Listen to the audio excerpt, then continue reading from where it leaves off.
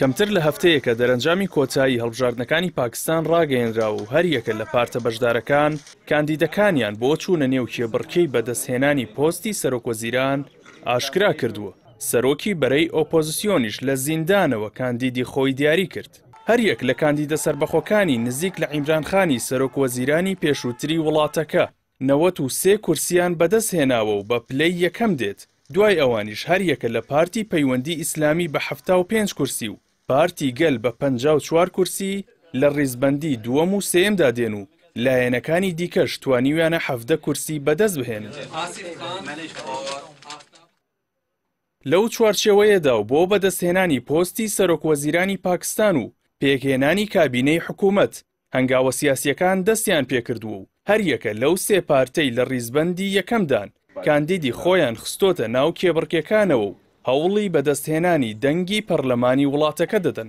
عیمران خان سەرۆکی بزوتنەوەی ئینساف لە زیندانەوە عومەر ئەیوبخانی وەک کاندیدی بزوتنەوەکەی بۆ وەرگرتنی پۆستی سەرۆکوەزیران دیاری کرد کە بەهۆی بڕیارەکانی دادگا و دەستگیرکردنی عیمران خانەوە ئەو پارتە بە ناچاری کاندیدەکانی بە شێوەی سربەخۆ لە بازنە جیاوازەکان خستە نێو کێبڕکەی هەڵبژاردەکانەوە و توانیان لە کۆی 264 کورسی پەرلەمانی ناوەندی 101 کورسی بەدەست بهێنن کە 93یان سربەخۆکان پێکی دەهێنن. عومەر ئەیوبخانی تەمەن 54 ساڵ یەکێکە لە سەرکردەکانی بزوتنەوەی ئینساف و دوای دەستگیرکردنی عیمران خان ساڵی ڕابردوو چەند جارێک بە ئەنجامدانی خۆپشاندان و شۆڕش تۆمەتبار کرا، بەڵام هیچ کام لە تۆمەتەکان ڕێگر نابن لەوەی پۆستی سەرۆکوەزیران بەدەست بهێنێت. ئەیوب خان نەوەی محەممەد ئەیوب خانی سەرۆکۆماری پێشووتری پاکستانە لە ساڵی 2002 لەسەر پشکی پارتەکەی نەواز شەریف توانی ببێتە پەرلەمانتار و لە ساڵی 2018 تا ساڵی 2022 وەزیری کابینە حکومیەکەی عیمران خان بووە. بەڵێنی ئەوەشی داوە لە ئەگەری بەدەستهێنانی پۆستەکەیدا یەکەم هەنگاوی ئازادکردنی زیندانیانی سیاسی لە زیندانەکانی پاکستاندا دەبێت.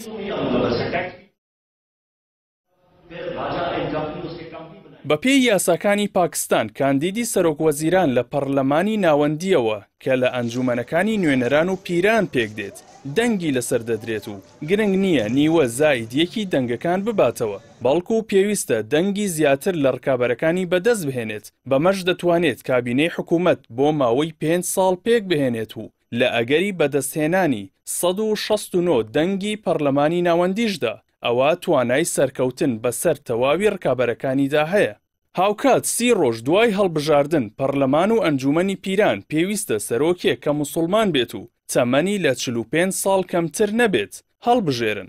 پاکستان دوای ساڵی 2022 لێسەندنەوەی متمانە و دەستگیرکردنی عیمران خان سەرۆکوەزیرانی پێشووتر دووچاری بارودۆخی سەختی سیاسی و ئەمنی بووەتەوە و لە سەروبەندی هەڵبژاردنیشدا چەندین تەقینەوە لەو وڵاتە ڕوویاندا و بەهۆیەوە ژمارەیەک کاندید و دەیان هاوڵاتی و کارمەندی هێزە ئەمنیەکان کوژراون.